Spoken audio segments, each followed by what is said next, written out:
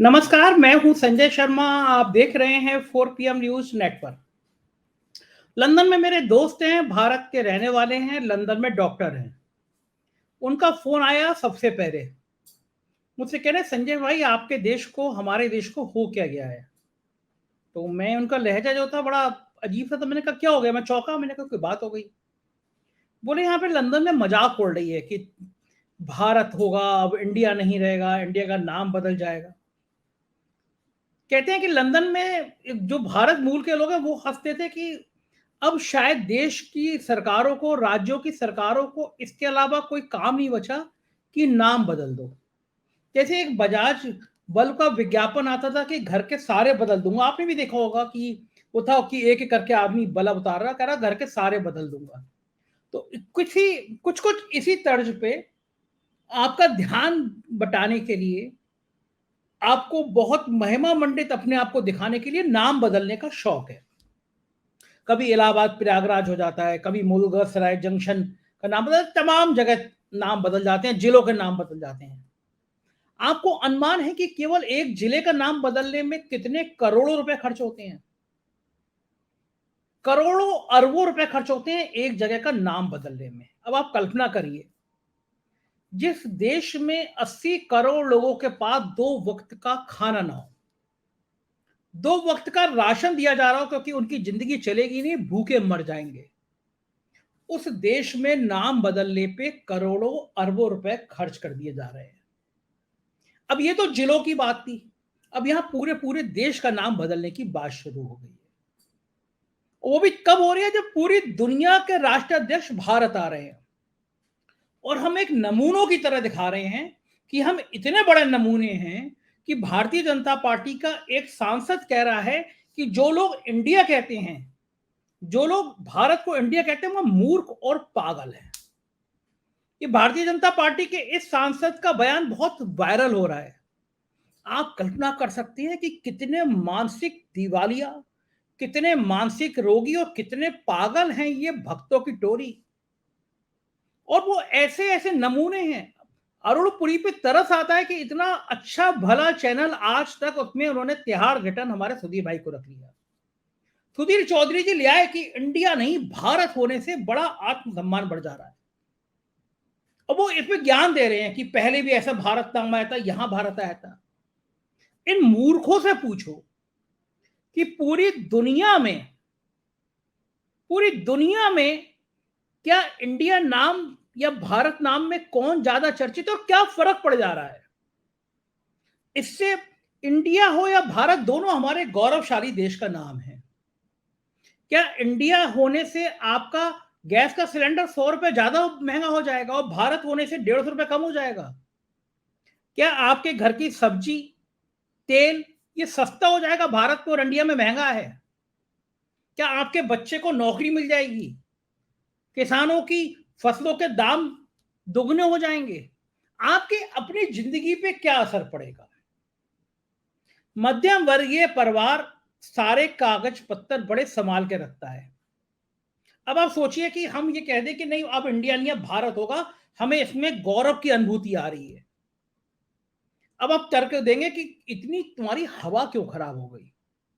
भारत जोड़ो यात्रा के बाद इतना तापमान क्यों बढ़ गया कि आप मानसिक असंतुलित होते जा रहे हैं? आप एक मानसिक बीमारी से ग्रसित होते जा रहे हैं। क्या मतलब है बैठे बिठाए आ बैल मुझे मार? मेरे ज्योतिषी हैं, एस्ट्रोलॉजर का मैं संडे को शो करता हूं। पिछले संडे को उन्होंने भविष्यवाणी करी कि 6 सितंबर से दिन साहेब के बुरे शुरू हो रहे हैं, भाजपा के दिन बुरे शुरू हो रहे हैं। क्योंकि 7 दिन पहले का मामला था, कोई मसला नहीं था। तो मैं कहा पंडित जी ये एक्यूरेट डेट कैसे बता देते हो? मैं फिर कह रहा हूं कि ज्योतिष आप यकीन मानते हो तो मानिए, ना मानियो, मानते हो तो मेरे कहने से मत मानिए, मैं मानता हूं इसलिए मैं ज्योतिष की बात करता हूं। मैं कहा पंडित जी आप ये एक्यूरेट दिन कैसे बताते हो? मेरे यूट्यूब पे आप जाएंगे, संडे को देखेंगे, यानी संडे को वो शो सुबह शुरू हुआ था, तब तक कोई इंडिया भारत का विवाद नहीं था। और 6 सितंबर को आप ये वीडियो में बोल रहा हूं, आप सुन रहे हैं, आप देखिए 6 सितंबर को पूरे देश में, पूरी दुनिया में भारत की फजियत शुरू हो गई कि भारत में कितने मानसिक असंतुलित हैं आदमी हैं कि एक सांसद कह रहा है कि जो इंडिया कहते हैं वो मूर्ख या पागल है। मैं अपने प्रधानमंत्री जी का सम्मान करता हूं, उस पद का सम्मान करता हूं, इसलिए मैं उनके प्रति कोई अभद्र और कोई अशोभनीय टिप्पणी करना नहीं चाहता। लेकिन मैं अपने इन सांसद जी से पूछना चाहता हूं कि मेक इन इंडिया क्या मैंने कहा था? पूरी दुनिया में मेक इन इंडिया का डंका बज रहा है, ये मैंने कहा था या राहुल गांधी ने कहा था? अरे भैया, हमारे प्रधानमंत्री जी ने ढोल नगाड़े बजा बजा के कहा था कि make in India, make in India, make in India. समझ में आया ना आपको? स्किल इंडिया किसने कहा था? अब देश में नया दौर आ रहा है, स्किल इंडिया। वो जो सांसद जी है जो कह रहे हैं कि मूर्ख और पागल कहते हैं, उनसे पूछो कि make in India, skill India किसने कहा था? पूरे देश में होर्डिंग किसके लगे थे? Digital India. अब बहनों और भाइयों, अब भारत डिजिटल इंडिया बनने जा रहा है। मैंने कहा था या राहुल गांधी ने कहा था? साहब ने कहा था ना। इंडिया किसने कहा था? साहब ने कहा था ना। Make in India, skill India, digital India, साहब ने कहा था ना। और फिर हाँ, अब आपको नौजवानों को कोई परेशानी नहीं है रोजगार की। पकौड़े तलने वाली बात नहीं कह रहा मैं, पकौड़े तलने के अलावा बात की थी स्टार्टअप इंडिया। किसने कहा था, मैंने या राहुल गांधी ने? सांसद जी से, उन्हीं सांसद जी से पूछो किसने कहा था make in India, skill India, digital India, startup India. जब सब कुछ खत्म हो गया, आप घर पे आराम होने लगे, तो साहब को फिर याद आया, बोले खेलो इंडिया। ये जो टास्क होता है ना कोरोना में, लाइट जलाओ, ताली बजाओ, थाली बजाओ, हम बंदरों की तरह एक डाली से दूसरी डाली पे कूदते रहते हैं, क्योंकि हमारा साहब जो है वो देश को मदारी की तरह चलाता है। भक्त जो है वो बंदरों की तरह एक डाल, दूसरी डाल, तीसरी डाल, सुधीर चौधरी, रूप काले आकाश, अंजना ओम कश्यप, एक डाल दूसरी डाल, जिस साहब ने कह दिया इन भारत भारत भारत। अब सांसद जी कह रहे हैं जो इंडिया कह रहा है वो मूर्ख है, पागल है।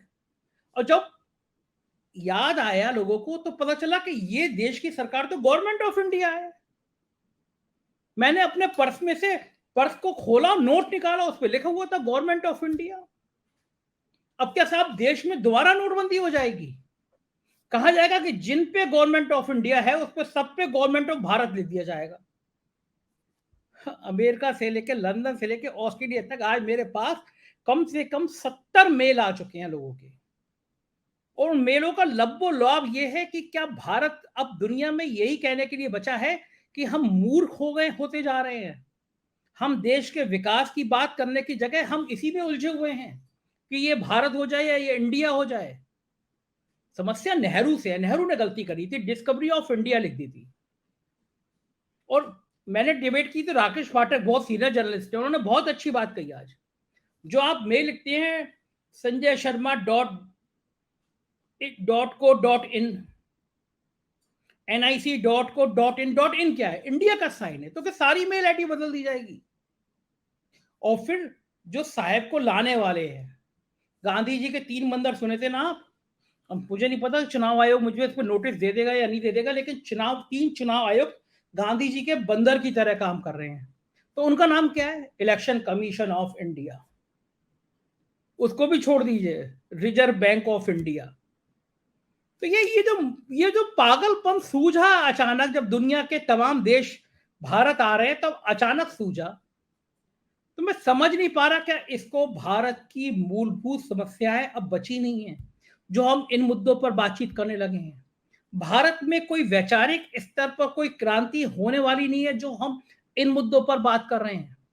अगर आपको हटाना है तो आप नफरत को हटाइए, आपको बदलना है तो दिलों को बदलिए। मैं ऑफिस में गया तो मेरे लोगों ने वो रील, आजकल रील का शौक चल रहा है ना, तो वो योगेश और संचित आते बोले कि सर आपकी एक रील बनाते, कुछ बोल दीजिए। अचानक रखा। तो मैं पहली बार इस तरह की रील बना रहा था, तो मैंने बनाई है, सुनिए आप भी, आपको कैसे लगती है रील, सुनिए ये वाली। नाम बदल दीजिए, नाम बदलने से बहुत कुछ हासिल हो जाएगा। दिमाग की जहनियत मत बदलिए, दिमाग में जहर भरिए, दिमाग में नफरत भरिए और नाम बदलिए। जिलों के नाम बदलिए, शहरों का नाम बदलिए और अब देश का नाम बदल दीजिए। बदलना है तो इस दिल को बदलिए, बदलना है तो इस दिमाग को बदलिए। इस दिमाग को खत्म करिए जिस दिमाग ने जाति और धर्म के नाम पर इस देश में नफरत फैला दी है।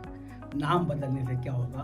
भारत हो या इंडिया, अगर आपको ये विदेशी नाम लगता है, आपको इंडिया में विदेशी खुशबू आती है, तो हजूर एक बार सोचिए, सेंट्रल विस्टा कौन सी संस्कृति का नाम था? सोचिए, दिमाग को दुरुस्त करिए। इंडिया इतना नफरत भरा नहीं है, नफरत कहीं और से आती है। इसको खत्म कीजिए, जरूर खत्म कीजिए। तो ये तो खैर रील मजे मजे में मैंने बनाई थी, लेकिन मैं कह रहा हूं कि देश एक अजीब से दौर में चल रहा है। और देखिए, मैं बहुत ज्यादा साहब को, प्रधानमंत्री जी को दोष भी नहीं दूंगा। जैसे मुझसे कहते हैं लोग, क्या कमेंट करेंगे कि अगर दोबारा सरकार आ गई तो तुम्हारे जैसे यूट्यूबर जो हैं उनको सरकार बड़ा परेशान करेगी, ये करेगी। लोगों के मन में डर होता है, हमें क्यों परेशान करेगी, और करेगी भी तो क्या करेगी। और अब कौन सा नहीं कर रही है, अभी भी सच बोल रहे हैं, तब भी सच बोलेंगे। लेकिन हमारी परेशानी या किसी की आपकी परेशानी थोड़ी ये हो सकती है कि भाई दोबारा ये सरकार आ जाएगी तो महंगाई और बढ़ जाएगी, आपको ख्याली पुलाव बना के दिए जाएंगे, आप उनको चाशनी की तरह उबालते रहिए, आपको राष्ट्रवाद का तड़का दे दिया जाएगा, उसको ओढ़ के बिछाते रहिए। आपको बड़ी बड़ी धर्म की बातें बता दी जाएंगी, मुसलमान आ जाएंगे, हिंदू धर्म खतरे में है, उन्हीं को बच्चों को खाना बना के खिलाइए और कहिए कि बेटा अगर नौकरी चाहिए तो नौकरी मिल जाएगी, लेकिन मुसलमान आ जाएंगे। ऐसी ख्याली बातों से आपका दिमाग अगर बहलता हो, आपकी जिंदगी बेहतर होती है तो दोबारा फिर सोचिए। लेकिन मैं सोच रहा था कि ये तो छोटी छोटी बातें परेशान होने की। देखिए, कभी अपने आप को प्रधानमंत्री जी की तरह जगह रख के देखिए। आप सोचिए कि थोड़ी देर को आप प्रधानमंत्री हैं और जो देश के हालात बन रहे हैं, जिस तरह से इंडिया आता हुआ नजर आ रहा है, जिस तरह से महाराष्ट्र में, कर्नाटक में, बंगाल में, बिहार में, उत्तर प्रदेश में हालात बन रहे हैं, और आप मोदी जी की जगह हों और ये लगे कि इंडिया आ रहा है और इंडिया आ गया और आप प्रधानमंत्री नहीं रहे, और इंडिया के नेताओं ने वही सलूक आपके साथ किया जो आप उनके साथ कर रहे हैं, वही ईडी, वही सीबीआई, वो इनकम टैक्स। तो सोचिए, आप अगर मोदी जी होते तो आपकी जिंदगी कितनी टेंशन भरी हो जाती। अब वो योगी जी जिनको पिछले कई महीनों से प्रधानमंत्री जी ने बुलाया नहीं, भारतीय जनता पार्टी की बलिया से लेकर बरेली तक, बरेली से लेकर दिल्ली तक एक एक कार्यकर्ता जानता है कि दिल्ली दरबार योगी जी के पर कतरने में लगा था, महीनों से पर कतरने में लगा था। अमित शाह जी की और योगी जी की कोल्ड वार की खबरें पूरे पूरी पॉलिटिकल गलियारों में, ब्यूरोक्रेसी में चर्चा का विषय थी। कौन नहीं जानता कि अरविंद शर्मा को योगी पार्ट 1 में योगी जी ने बिल्कुल बाहर का रास्ता दिखा दिया था। प्रधानमंत्री जी के दुलारे अफसर थे, लेकिन योगी जी ठहरे। ये ले अपनी लपट कमरिया। योगी जानते हैं कि अगर योगी जी को ठन गई तो योगी जी छोड़ छाड़ के चल देंगे। अब प्रधानमंत्री जी जानते हैं कि सारे ही उनकी नैया उत्तर प्रदेश पर टिकी है। घोसी में वोट डाले गए। अगर घोसी में सरकार ने और इलेक्शन कमीशन ने खेल नहीं किया, कोई बड़ा सी हेराफेरी नहीं हुई, तो भाजपा की वहां गत बनना तय मानी जा रही है। और घोसी के नतीजों ने प्रधानमंत्री की नींद उड़ा दी कि राजभर को भी ले आए, संजय निषाद को भी ले आए, सबको ले आए। तब भी इंडिया गठबंधन का पहला चुनाव है, अगर ये हार गए तो मैसेज किया जाएगा। आप सोच सकती हैं, छोटी सी विधानसभा का उपचुनाव, 18 मंत्री, दो कैबिनेट, डिप्टी चीफ मिनिस्टर, कुछ चीफ मिनिस्टर, सब रैलियां कर रहे हैं। गली गली, मोहल्ले मोहल्ले, गांव गांव में, गोरखपुर, देवरिया, कहां कहां के कार्यकर्ताओं की, नेताओं की फौज दाड़ दी गई है चुनाव जीतने के लिए। तो समझ में आ गया कि अभी से ये डर है। तो उत्तर प्रदेश में अगर गठबंधन मजबूत हो गया, अगर खड़गे जी रायबरेली से लड़ गए, अगर नीतीश बाबू फूलपुर से लड़ गए, तो डिब्बा गोल हो जाएगा।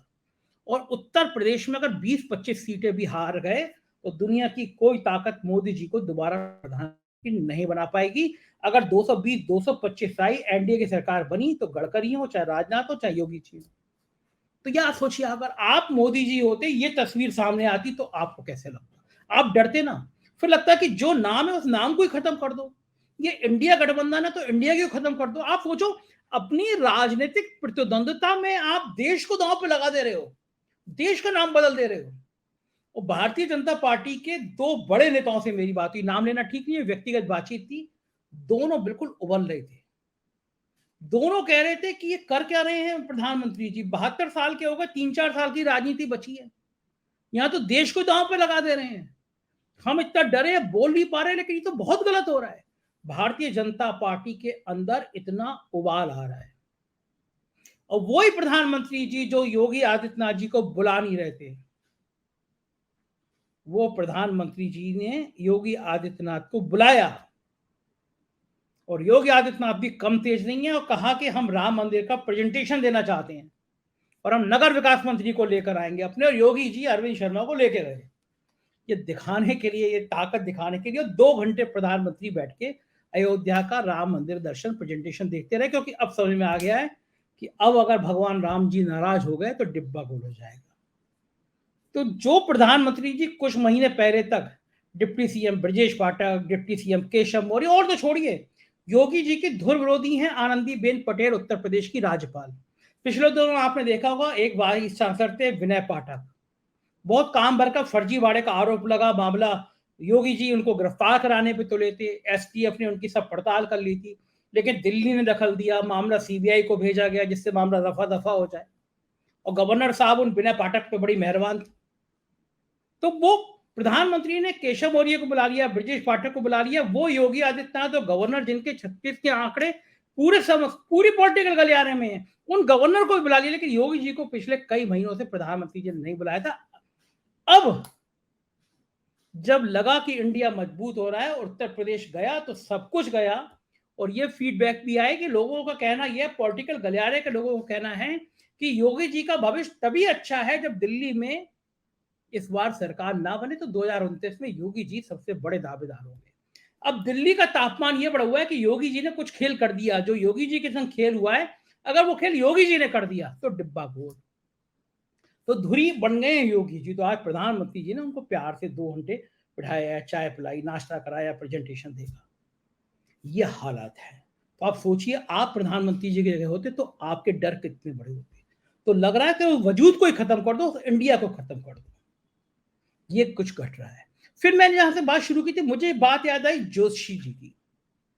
आचार्य राजीव नारायण पढ़े लिखे इंजीनियर व्यक्ति, 10 साल तक ज्योतिष का अध्ययन किया, और उन्होंने पिछले 1 साल के 1.5 साल के ट्वीट दिखाए अपने, मेरे अद्भुत ट्वीट है, जो कहा वो सच हुआ। उन्होंने मुझसे संडे को कहा कि 6 सितंबर से बुरे दिन शुरू होंगे साहब के। मैं उनका 5-6 मिनट का वीडियो सुनवा रहा हूं दोबारा आपको, राजीव जी को, जिसमें उन्होंने कहा कि विदेश की भूमि पे कोई स्कैंडल, कोई बात शुरू हो जाएगी, बदनामी होगी। सही बात है, मैं बता रहा हूँ, लंदन से, अमेरिका से, ऑस्ट्रेलिया से सब विदेश में बैठ के भारत का नाम गड़बड़ हो रहा है, G20 होने जा रहा है, तब बवाल हो रहा है। तो चलिए जरा राजीव जी की बात सुनिए आप, और 6 सितंबर तारीख देखिए। 6 सितंबर को पंडित जी ने कहा कि बुरे दिन शुरू होंगे, और 6 सितंबर को भारत और इंडिया का विवाद साहब ने शुरू कर दिया। पता नहीं इसका मतलब साहब के स्टार्स वाकई में गड़बड़ा गए हैं। जरा सुनिए राजीव जी की बात, फिर हम लोग चर्चा और आगे बढ़ाएंगे। 6 सितंबर से भाजपा के लिए बहुत बड़ा एक कष्ट आने वाला है। फिर से कोई विदेशी भूमि से किसी स्कैंडल के फर्दर एक्सपोज होने की न्यूज आएगी 6 सितंबर के बाद। और ये पीरियड छोटा मोटा पीरियड नहीं है, 17 फरवरी 2024 तक का पीरियड है। क्यों? भाजपा की हॉरोस्कोप में चंद्रमा में शनि में राहु की दशा इस समय चल रही है। और बता देता हूं आपको, भाजपा की कुंडली में पार्टी का विघटन होने का संकेत आ रहा है। भाजपा की कुंडली में एलाइज में, हाँ, भाजपा की कुंडली में एलाइज के बिखर जाने का आ रहा है। इनको आपने देखिए, चंद्रबाबू नायडू ने घास नहीं डाली इनको, और जो छोटे मोटे लोग हैं वो लोग भी इनके साथ आने में कतराएंगे। ये 6 सितंबर से पीरियड शुरू हो रहा है, क्योंकि भाजपा की छवि जो है इस समय बहुत ज्यादा खराब होने वाली है इस भ्रष्टाचार के स्कैंडल के कारण। राजीव जी, बहुत बहुत बहुत बड़ी बात कही आपने कि 6 सितंबर के बाद भारतीय जनता पार्टी में विघटन की स्थिति आ रही है। अभी तक मोदी जी की जो छवि है, मोदी जी का जो टेरर है, उसके मारे कोई आवाज नहीं निकालता है, और आप कह रहे हैं कि 6 सितंबर के बाद भारतीय जनता पार्टी में भी विघटन की स्थिति आ सकती है, यानी भारतीय जनता पार्टी के कुछ नेता विद्रोह की आवाज उठा सकते हैं। आवाज उठाना शुरू कर देंगे, आवाज उठाना शुरू करेंगे, क्योंकि देखिए पार्टी बहुत बड़े इस समय संकट के दौर से गुजर रही है। मैंने बार बार कहा, चंद्रमा में शनि की दशा, और इतना पीड़ित है उनका, चंद्रमा भी पीड़ित है, शनि भी पीड़ित है। और आपको बता दूं कि चंद्रमा हमारे मन का कारण है और शनि हमारा फिलॉसफी का कारण है, सफरिंग का कारक है। इनकी कुंडली में सफरिंग आ रही है, और जिसके कारण आप ये देखिए कि इनके जो इमेज अभी डेंट लगा है, इसमें मोदी जी की लीडरशिप के बारे में भी दबी जबान से बातें शुरू हो जाएंगी 6 सितंबर के बाद।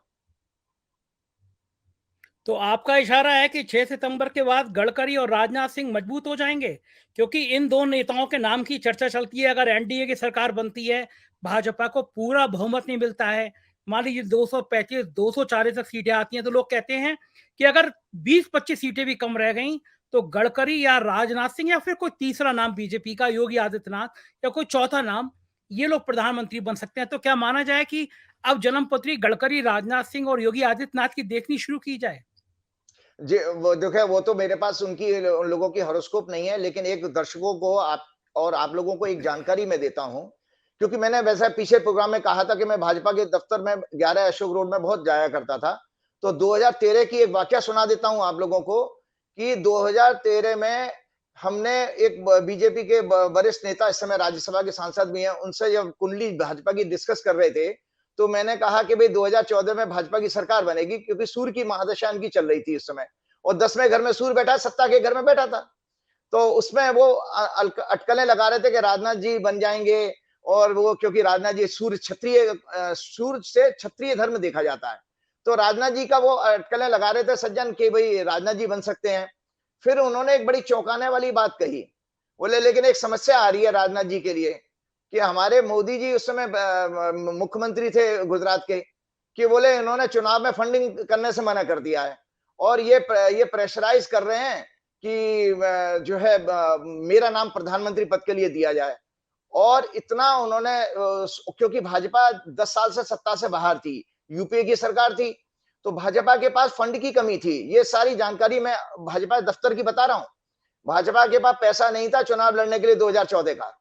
मोदी जी का वहां पर एक कड़ा रुख अपनाना, पैसा ऐसे हाथ खींच लेना, और फिर तो सारा ड्रामा आप देख ही रहे हैं कि गोवा के अधिवेशन में कैसे मोदी जी का नाम आया, और तो बेचारे राजनाथ जी का वहां पर आते आते वो सत्ता उनके हाथ से निकल गई।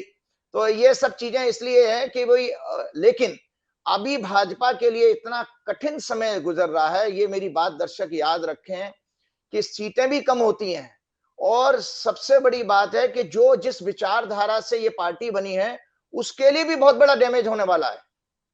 क्यों? क्योंकि इस समय जिस मुद्दे पर ये लोग सरकार में आए थे, देखिए भारत की कुंडली भी है। 11 सितंबर से मैंने इंडिया की भी चार्ट आज स्टडी करी है, इंडिया का हॉरोस्कोप में। इंडिया के हॉरोस्कोप में भी चंद्र में, शुक्र में शनि शुरू हो रहा है 11 सितंबर से। तो ये इसको वेरीफाई मैंने किया इंडिया के चार्ट से भी, कि इंडिया के चार्ट में भी ये इंडिकेट कर रहा है कि रूलिंग पार्टी के लिए एक मृत्युतुल्य कष्ट है, जैसे पिछले वाले प्रोग्राम में भी मैंने बात कही है। तो आप याद रखिएगा कि भाजपा में जो जिस मुद्दे पर आप सरकार में आए थे, काला धन और वो क्या नाम है, करप्शन के मुद्दे पर, वो करप्शन का मुद्दा पार्टी में चिंतन शुरू कर देगा। राजीव जी, एक बड़ा आप रोचक बात कह रहे हैं। एक तरफ आप कह रहे हैं कि 6 सितंबर से भारतीय जनता पार्टी की बहुत बड़ी परेशानी शुरू हो जाएगी, और दूसरी तरफ कह रहे हैं कि 30 अक्टूबर के बाद राहुल गांधी की ब्रांडिंग इतनी बढ़ जाएगी कि पूरी दुनिया उनको दूसरे गांधी के रूप में स्वीकार करने लगेगी। जी, तो क्या माना जाए कि जो इंडिया की बैठक हो रही है, जो इंडिया अलायंस बन रहा है, क्या 2024 में वो सत्ता तक पहुंच सकता है? देखिए, मैंने आपको याद होगा कि आपने प्रोग्राम भी किया था, मैं उस समय पूना में गया हुआ था। ये मेरे पास हॉरोस्कोप है, जो 23 जून 2023 की है, 11 बजे जब पटना में मीटिंग शुरू हुई थी। तो मैंने ये बताया था कि इसमें चौथे घर में, ये देखिए चौथा घर, 7वें घर में शनि बैठा है। इसमें जो लगन, सिंह लगन निकल के आया था, सिंह लगन का स्वामी सूर्य 11वें भाव में था। 11वें भाव होता है अचीवमेंट का और प्रोग्रेस का, एक्सपेंशन का। हमारे एक्सपेंशन के हाउस जो माने गए हैं ज्योतिष में, वैदिक में 3, 6, 10, 11। तो जो लगन में मीटिंग शुरू हुई थी पटना में, आप देखिए दर्शक उसको वेरीफाई कर सकते हैं, वो सिंह लगन में हुई थी। सिंह लगन का स्वामी बैठा था अचीवमेंट के हाउस में। आज देखिए कि आज तीसरी मीटिंग हुई है उसके बाद। तो दिन प्रतिदिन 23 जून के बाद में ये इंडिया अलायंस मजबूत हुआ है। उसमें कई सारी कमेटियां बन गई, जो आप लोग अखबार में भी हम पढ़ रहे थे। तो इसका अर्थ ये है, और संवत्सर की हॉरोस्कोप भी मैंने आपसे चर्चा की थी। संवत्सर की जो हॉरोस्कोप बनी, उसमें भी शनि जो है चौथे घर का स्वामी, विपक्ष का हाउस बहुत मजबूत आ रहा था। तो इन सब चीजों से मैं आपको बता रहा हूं कि अगली सरकार जो भी होगी वो मिली जुले पार्टियों वाली सरकार बनने जा रही है। ये आज तो आप एक के बाद एक धमाका कर रहे हैं। पहले कह रहे हैं 6 सितंबर को भाजपा की हालत खराब, फिर कह रहे हैं 30 अक्टूबर से राहुल गांधी की ब्रांडिंग, और अब कह रहे हैं मिली-जुली सरकार बनेगी। तो मिली-जुली सरकार किसकी बनेगी? भारतीय जनता पार्टी की, एनडीए की, या फिर इंडिया की? इतना भी और बता दीजिए। हाँ, देखिए वो मैं उसको एक आपने मेरी आप मुझे हमेशा पकड़ने की कोशिश करते हो, लेकिन मैं बता देता हूँ करेक्ट मेथोडोलॉजी तो वही है कि जिस दिन इलेक्शन अनाउंस होगा। ठीक है, ठीक लेकिन है। जब हम 2 हॉरोस्कोप को चर्चा करते हैं, एनडीए में बाकी लोग पार्टियों की तो मेरे पास है नहीं। एनडीए में भाजपा की हॉरोस्कोप है। इधर मेरे पास में मैंने ये देखा जो अलायंस बना वो 23 जून की उनकी बर्थ उसी समय हो गया। तो 23 जून की एक कुंडली हमेशा काम करेगी जब तक इंडिया अलायंस जिंदा रहेगा। ये दर्शक नोट करके रखें। तो 23 जून 2023 की जो कुंडली प्लस कांग्रेस की कुंडली को क्लब करके मैं जब देखता हूं तो ये कुंडली एनडीए पर भारी पड़ने वाली है। सुना आपने राजीव जी की बात। तो ये मैं कह नहीं सकता भैया सही होगा या गलत होगा, ये उनका ज्योतिष आंकलन है जो आमतौर पे सही हुए हैं, रिकॉर्ड में सही हुए हैं। तो इस बार भी उन्होंने ये आकलन कर दिया। जो हालात हैं, जो प्रधानमंत्री जी के हालात हैं, जो भारतीय जनता पार्टी के हालात हैं, वो बता रहे हैं कि इंडिया गठबंधन ने बहुत बेचैनी पैदा कर दी है, इंडिया गठबंधन ने बहुत दर्द दे दिया है। तो फिर इंडिया के अस्तित्व पर ही सवाल उठा दिया जा रहा है। पता नहीं ये देश हित में है या नहीं है, लेकिन मैं कहूंगा कि हटाना है तो इंडिया या भारत में कोई फर्क नहीं है। हमारे गौरवशाली देश को, हमारी ऐतिहासिक विरासत को इस तरह परेशान मत करिए। आप कह रहे हैं कि इंडिया नाम से अंग्रेजों की महक आती है, अंग्रेजियत की महक आती है। तो हजूर, ये जो संसद बनी है हजारों करोड़ रुपए की, उसका नाम सेंट्रल विस्टा क्यों रखा गया है? अरे और कुछ नहीं तो वीर सावरकर के नाम पे रख देते हैं, वीर सावरकर भवन, बाबा साहब के नाम पे रख देते, किसी भी महापुरुष के नाम कर दीजिए। सेंट्रल विस्टा कौन सा भारतीय नाम है? और दरअसल आप बाबा साहब के बनाए हुए संविधान को खत्म करना चाहते हैं। बाबा साहब ने जो संविधान में व्यवस्थाएं दी हैं उसको खत्म करना चाहते हैं, और ये खतरनाक खेल है, खतरनाक प्रयोग है। देश को इसको बड़ी कीमत, देश के लिए बहुत बड़ी कीमत चुकानी पड़ेगी। और मुझे यकीन है शायद सद्बुद्धि आ जाए, ये सब काम ना हो। हमारा काम है सच बोलना, हम बोलते रहेंगे और आपकी राय का, आपके कमेंट का इंतजार करते रहेंगे। हमारी कुछ राज्यों की खबर है, चैनल हैं 4 PM यूपी, बिहार, गुजरात, महाराष्ट्र, कर्नाटक, उन्हें भी सब्सक्राइब करिएगा। अपना प्यार बनाए रखिएगा, सहयोग दीजिएगा। हम लोग शाम को 7:30 बजे दिन भर की खबरों का बुलेटिन जारी करते हैं, उसको भी जरूर देखिएगा। शुक्रिया, थैंक यू।